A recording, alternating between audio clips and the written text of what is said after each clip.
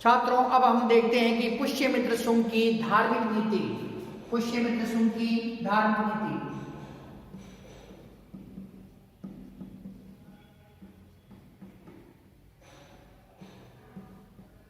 पुष्यमित्र शुंग की धार्मिक नीति।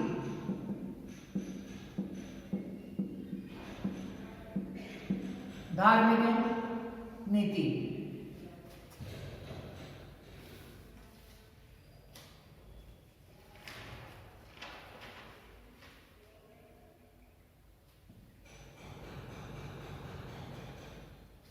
पुष्यमित्र शुंग ने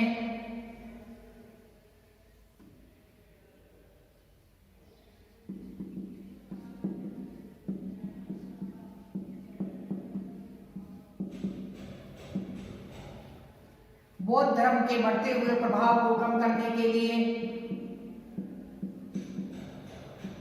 बौद्ध धर्म के बढ़ते हुए प्रभाव को कम करने के लिए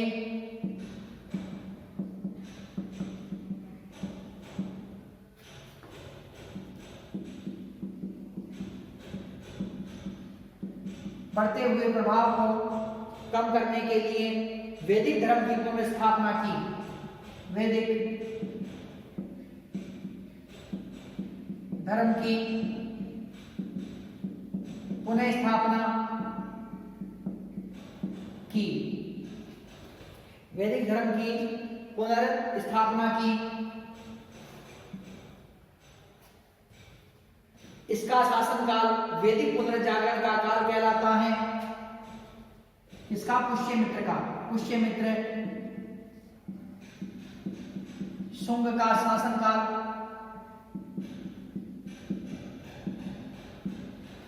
वैदिक पुनर्जागरण का काल कहलाता है।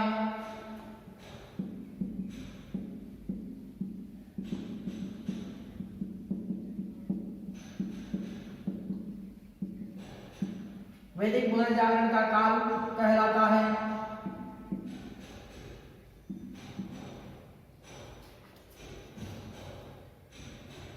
पुष्यमित्र शुंग ब्राह्मण था। पुष्यमित्र शुंग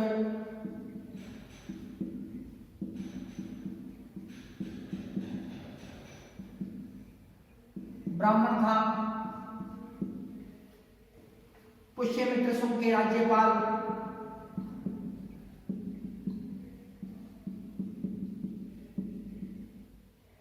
पुष्यमित्र शुंग के राज्यपाल धनदेव के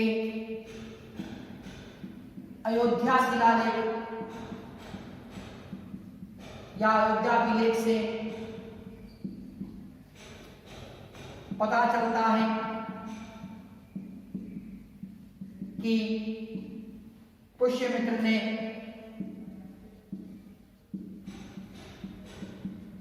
दो अश्वमेध यज्ञ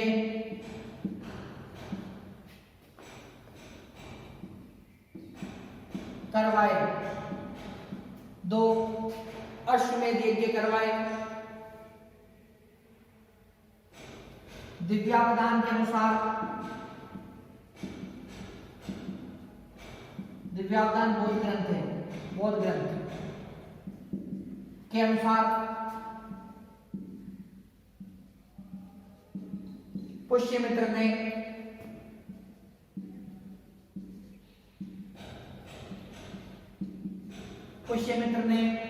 दिव्यावदान के अनुसार पुष्यमित्र ने अशोक द्वारा बनाए गए,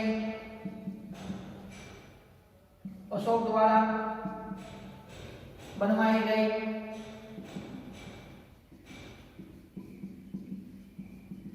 84,000 स्तूपों को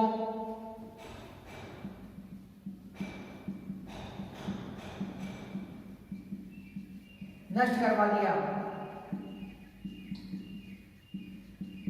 नष्ट करवा दिया।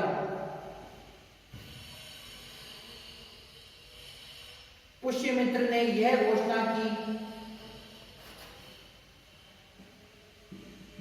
पुष्यमित्र शुंग ने यह घोषणा की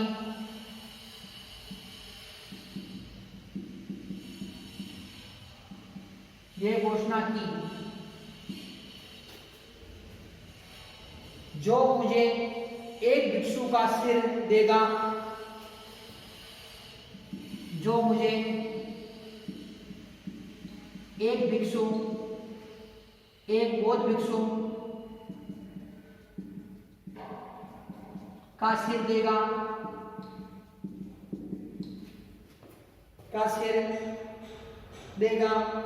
उसे 100 दिनार दूंगा, उसे 100 दिनार दूंगा, उसे 100 दिनार दूंगा। तिब्बती लेखक तारानाथ इसकी पुष्टि करता है। तिब्बती लेखक तारानाथ के अनुसार, तिब्बती लेखक तारानाथ के अनुसार क्षेमेंद्र के अवदान कल्पिता में पुष्यमित्र का चित्रण, क्षेमेंद्र के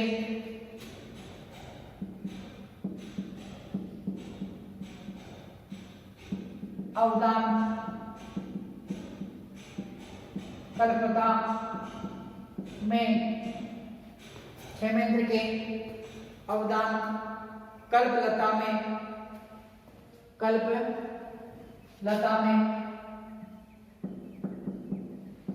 क्षेमेंद्र के अवदान कल्पता में पुष्यमित्र का चित्रण,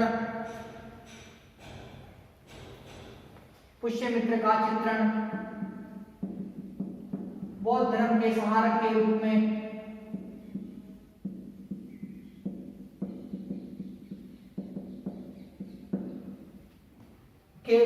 किया है।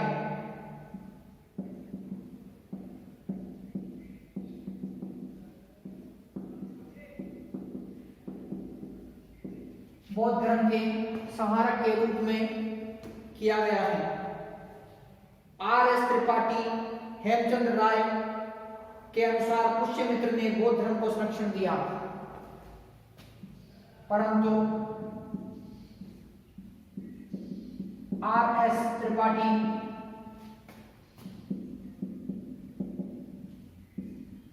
व हेमचंद्र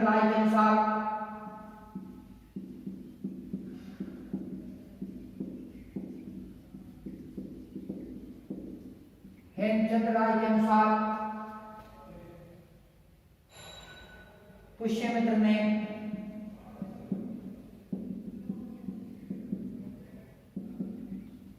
बौद्ध धर्म को संरक्षण प्रदान किया।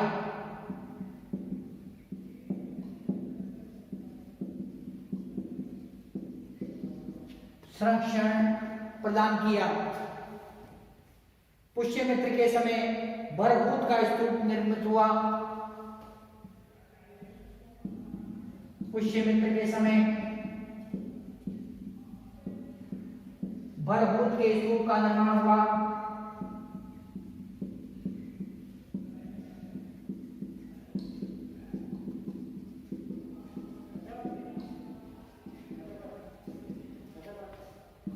भरभूत के स्तूप का निर्माण हुआ। दिव्यावदान के अनुसार इसने कुछ बौद्ध मंत्रियों को नियुक्त किया।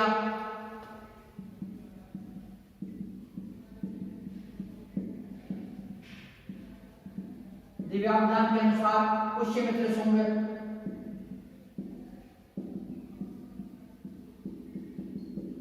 के दरबार में कुछ बौद्ध मंत्रियों को नियुक्त किया गया।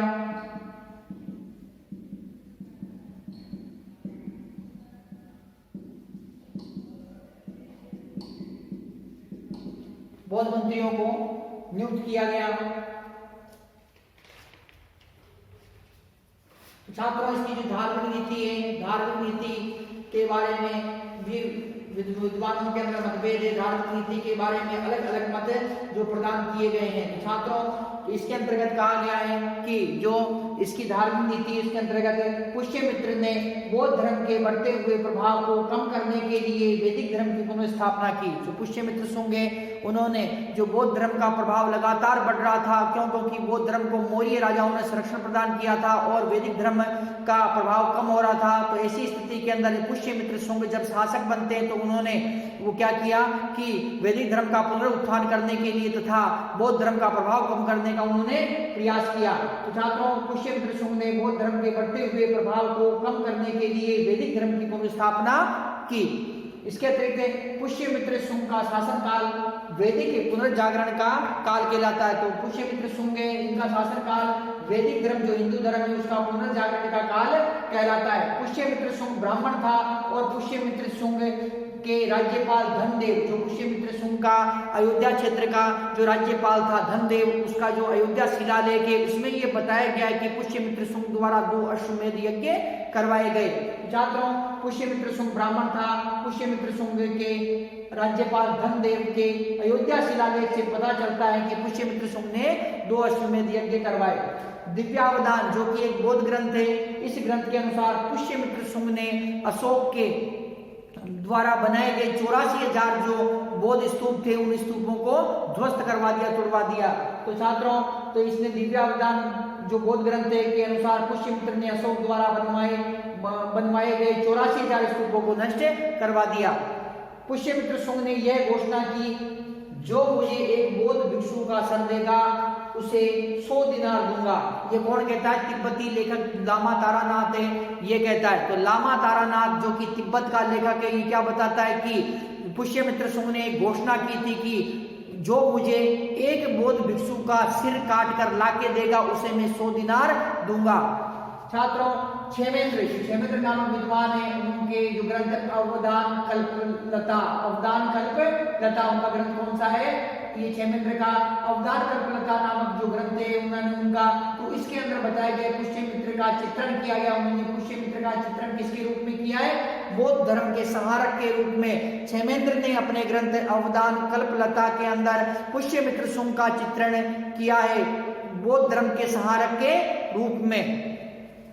परंतु आर.एस. त्रिपाठी तथा हेमचंद्र राय, आर.एस. त्रिपाठी व हेमचंद्र राय नाम के जो विद्वान हैं, ये विद्वान इसे बौद्ध धर्म का संरक्षक बताते हैं। जिसे पुष्यमित्र ने बौद्ध धर्म का संरक्षण किया। तो इनके अनुसार जो पुष्यमित्र ने बौद्ध धर्म को हानि नहीं पहुंचाई, अपितु उसने तो संरक्षण किया। पुष्यमित्र के समय भरभूत के स्तूप का निर्माण हुआ। किसका स्तूप का निर्माण हुआ? भरभूत के स्तूप का निर्माण हुआ। किसके समय हुआ? पुष्यमित्र शुंग के समय हुआ। दिव्यावदान के अनुसार जो पुष्यमित्र शुंग के दरबार में कुछ बौद्ध मंत्रियों को भी नियुक्त किया गया। बौद्ध ग्रंथ जो दिव्यावदान में है वो बताता है कि पुष्यमित्र शुंग के दरबार में कुछ बौद्ध मंत्री जो नियुक्त हुए थे। तो छात्रों, इस प्रकार से इसकी ये धार्मिक नीति थी। अब हम देखते हैं पुष्यमित्र शुंग का मूल्यांकन। तो पुष्यमित्र शुंग का मूल्यांकन करते हैं।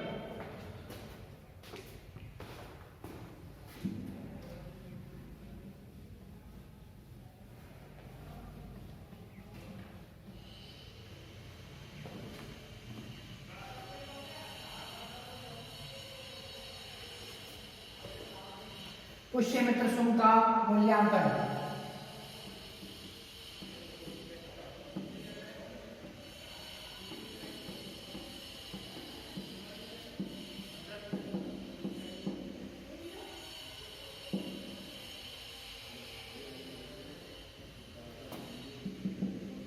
पुष्यमित्र शुंग का मूल्यांकन 184 ईस्वी पूर्व 184 ईस्वी पूर्व पुष्यमित्र ने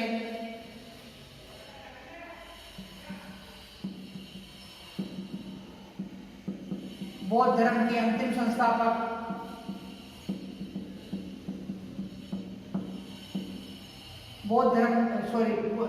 छात्रों 184 ईस्वी पूर्व पुष्यमित्र ने मौर्य वंश के अंतिम शासक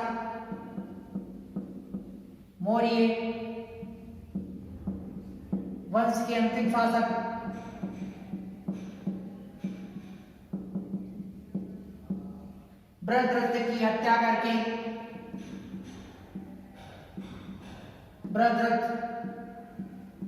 करके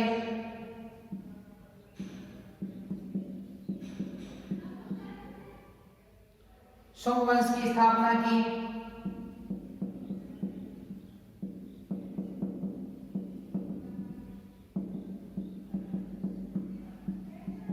शुंग वंश की स्थापना की।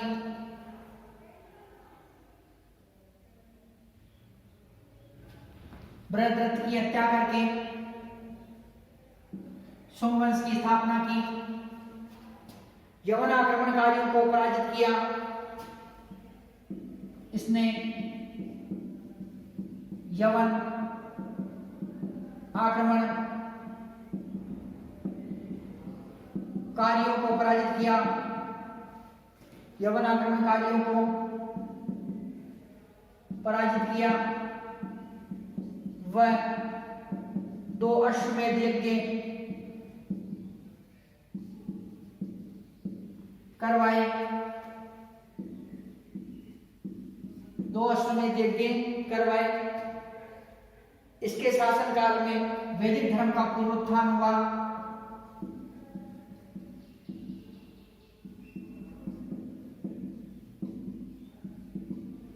वैदिक धर्म का पुनरुत्थान हुआ।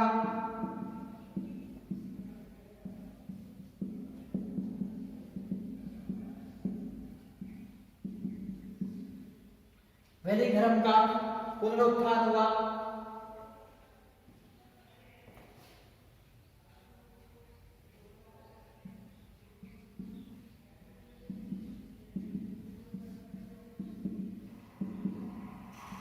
वैदिक धर्म का पुनरुत्थान हुआ।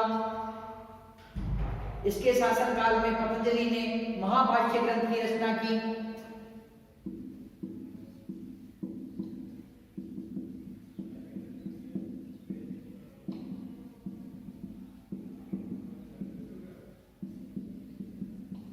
महाभाष्य ग्रंथ की रचना की। वह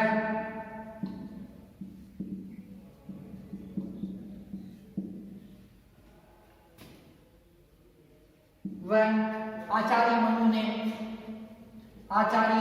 मनु ने मनुस्मृति ग्रंथ की रचना की। आचार्य मनु ने मनुस्मृति ग्रंथ की रचना की।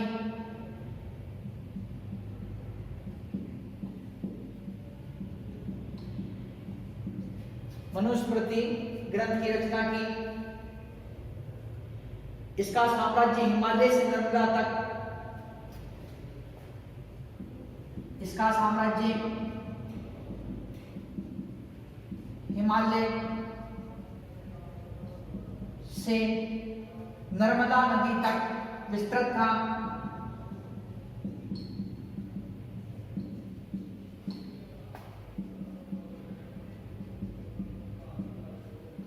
अर्थात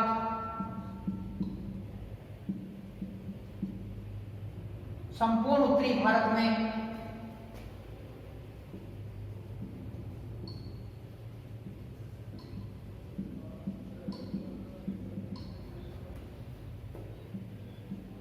इसका अधिकार था।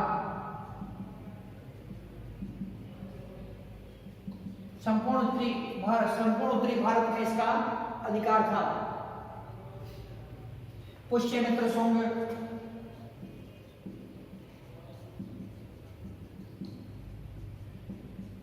वीर पराक्रमी कुशल सेनानायक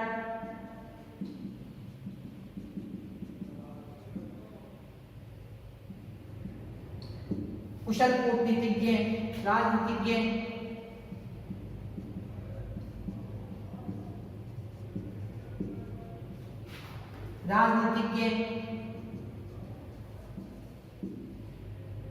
था।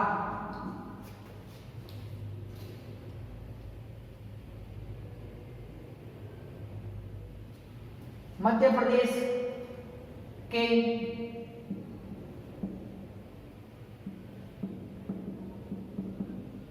सतना जिले में स्थित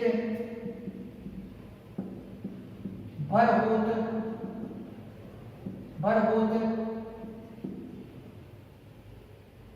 स्तूप का निर्माण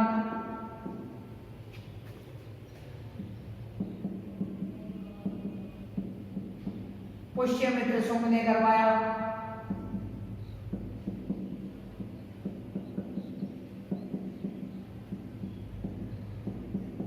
पुष्यमित्र शुंग ने करवाया। अयोध्या अभिलेख से पता चलता है कि पुष्यमित्र शुंग ने 2 अश्वमेध यज्ञ करवाए।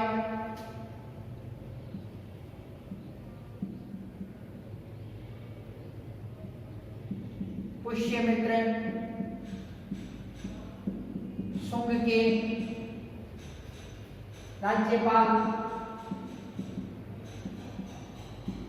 धनदेव के अयोध्या अभिलेख से पता चलता है। अयोध्या अभिलेख से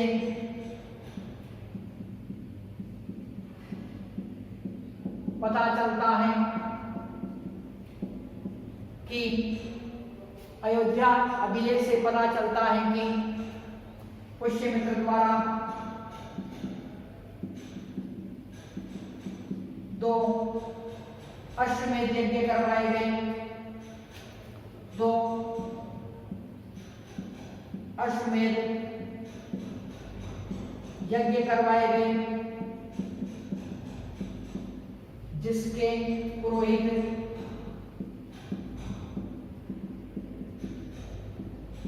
पतंजलि थे। जिसके पुरोहित पतंजलि थे।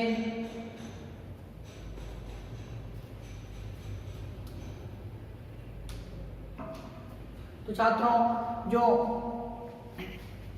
पुष्यमित्र शुंग का मूल्यांकन इस प्रकार से 184 ईस्वी पूर्व पुष्यमित्र शुंग ने मौर्य वंश के अंतिम शासक बृहद्रथ की हत्या करके मगध में मौर्य वंश की स्थापना की।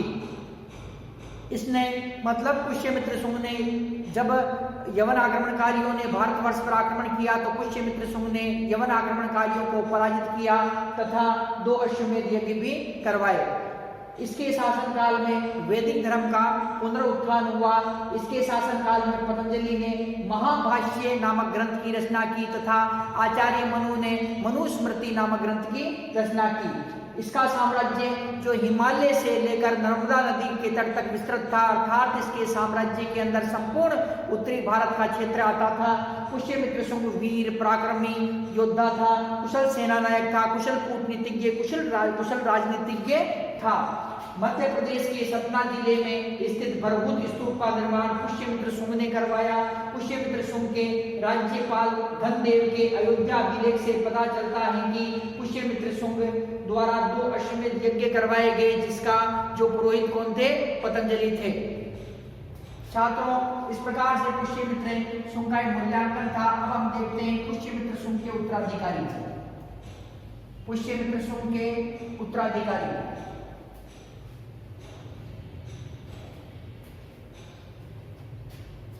पुष्यमित्र शुंग के उत्तराधिकारी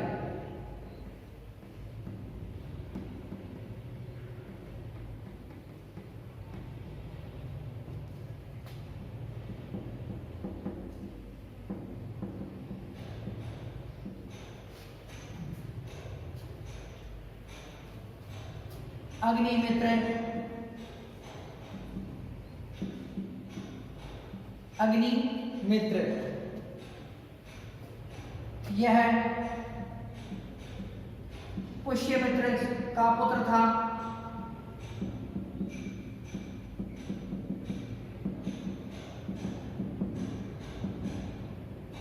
इसने 8 वर्षों तक शासन किया।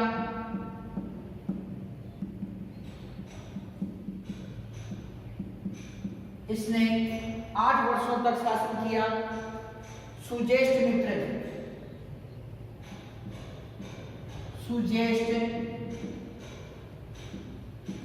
मित्र,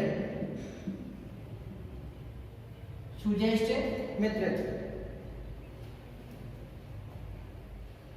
या ज्येष्ठ मित्र,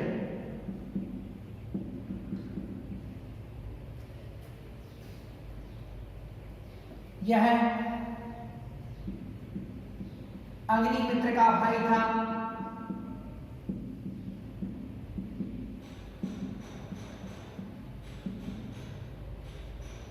अग्नि मित्र का भाई था वसुमित्र।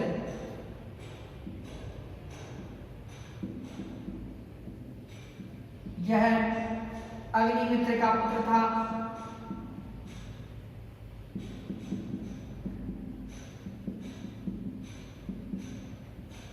इसने यवनों को पराजित किया।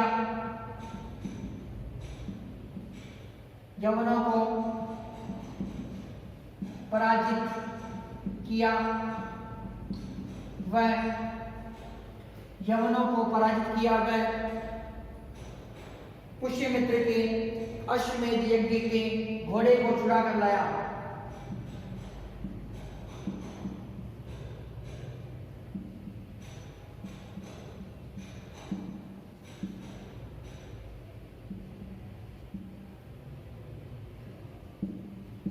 पुष्यमित्र के अश्वमेध यज्ञ के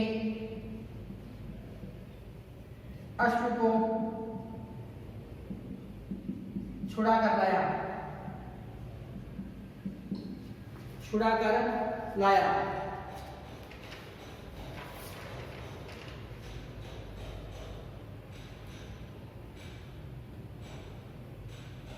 इसके बाद में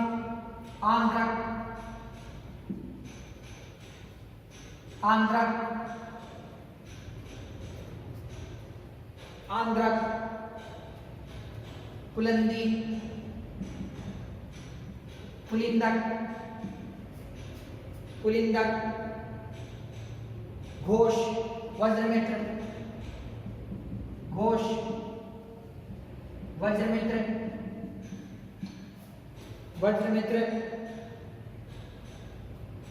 भागभद्र,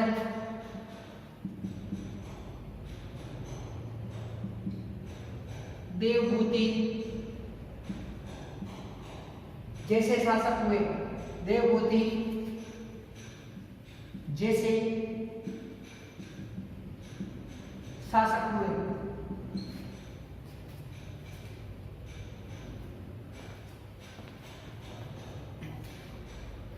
भागभद्र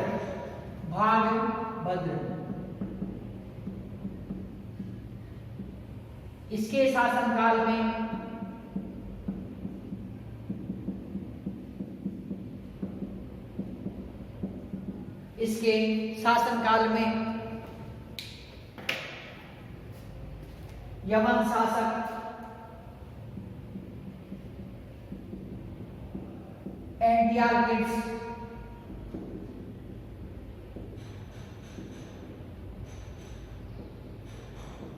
यवन शासक एंटियालकिड्स का राजदूत हेलियोडोरस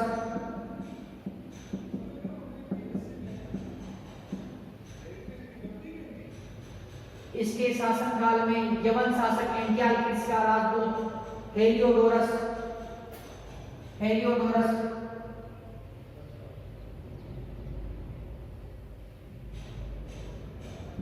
इसके दरबार में आया।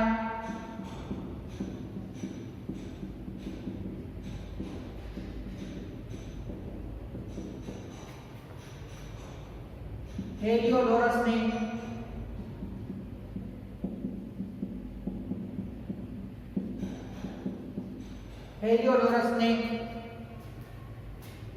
भागवत धर्म ग्रहण कर लिया और भागवत धर्म ग्रहण कर लिया और विदिशा में भगवान वासुदेव के सम्मान में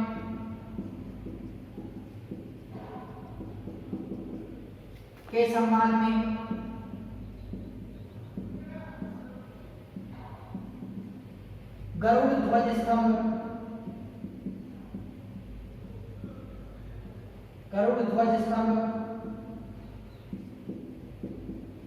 का निर्माण करवाया।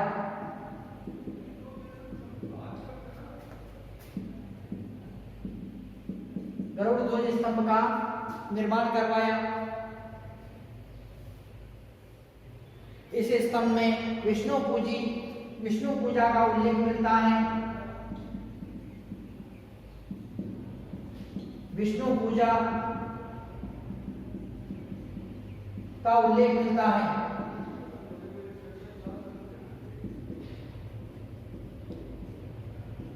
विष्णु पूजा का उल्लेख मिलता है।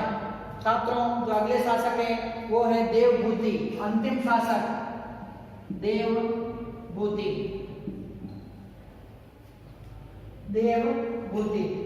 शुंग वंश के अंतिम शासक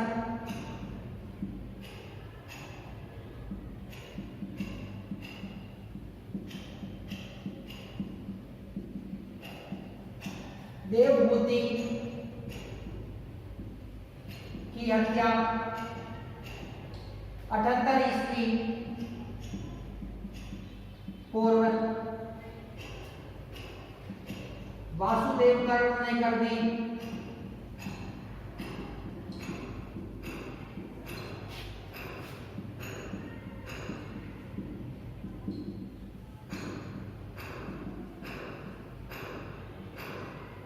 वासुदेव कर्ण द्वारा करके कर्ण वंश की स्थापना की गई। छात्रों, इस प्रकार से ये जो पुष्यमित्र शुंग की मृत्यु के बाद में जो शासक बनते हैं, कौन बनते हैं छात्रों? अग्निमित्र। यह पुष्यमित्र शुंग का पुत्र था। इसने लगभग 8 वर्षों तक जो मगध पर राज्य किया। अग्निमित्र के बाद में ज्येष्ठ मित्र शासक बनता है। इसे ज्येष्ठ मित्र के नाम से भी जाना जाता है। यह अग्निमित्र का भाई था। वसुमित्र यह अग्निमित्र का पुत्र था। इसने यवनों को पराजित किया। वह पुष्यमित्र शुंग के अश्वमेध यज्ञ के अश्व को ये यवनों से छुड़ाकर लाया। जब यवन आक्रमण करते हैं और पुष्यमित्र शुंग के अश्व को पकड़ लेते हैं, अश्वमेध यज्ञ के घोड़े को पकड़ लेते हैं, उस समय पुष्यमित्र शुंग अपने पौत्र अर्थात पोते वसुमित्र को भेजता है और वसुमित्र बुरी तरह से यवनों को पराजित करता है और पुष्यमित्र शुंग के अश्वमेध यज्ञ के अश्व को अर्थात घोड़े को छुड़ाकर ले आता है। इसके बाद में आंध्रक पुलिंदक घोष, वज्रमित्र, भागभद्र, देवभूति जैसे शासक हुए। छात्रों, भागभद्र ये शुंग वंश का शासक है। इसके शासन काल में यवन शासक मोस्ट इंपोर्टेंट है, यवन शासक एंटियालकेट्स। ये भागभद्र के शासन काल में यवन शासक एंटियालकेट्स का राजदूत हेलियोडोरस इसके दरबार में आया। कौन सा राजदूत आया? हेलियोडोरस इसके दरबार में आया। और हेलियोडोरस जो भागवत धर्म ग्रहण कर लेता है, भागवत धर्म से बहुत अत्यधिक प्रभावित हुआ। भागवत धर्म मतलब वैदिक धर्म अर्थात हिंदू धर्म। तो हेलियोडोरस ने भागवत धर्म ग्रहण कर लिया और विदिशा में भगवान वासुदेव अर्थात भगवान श्री कृष्ण के सम्मान के अंदर जो गरुड़ ध्वज स्तंभ की स्थापना करवाई। किसकी स्थापना कराई? गरुड़ ध्वज स्तंभ की स्थापना कराई। यह स्तंभ, इस स्तंभ में भगवान विष्णु की पूजा का उल्लेख मिलता है। छात्रों, जो ये विदिशा के अंदर, विदिशा कहाँ आता है? मध्य प्रदेश के विदिशा अर्थात वेश नगर के अंदर जो गरुड़ ध्वज स्तंभ स्थित है। तो छात्रों, अंतिम जो शासक है इसे शुंग वंश का, वो कौन सा है? देवभूति। अंतिम शासक कौन है?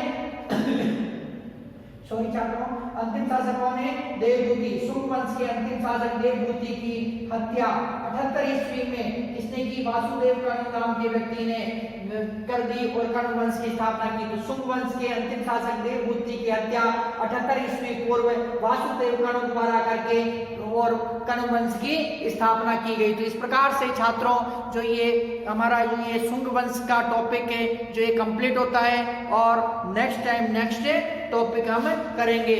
धन्यवाद।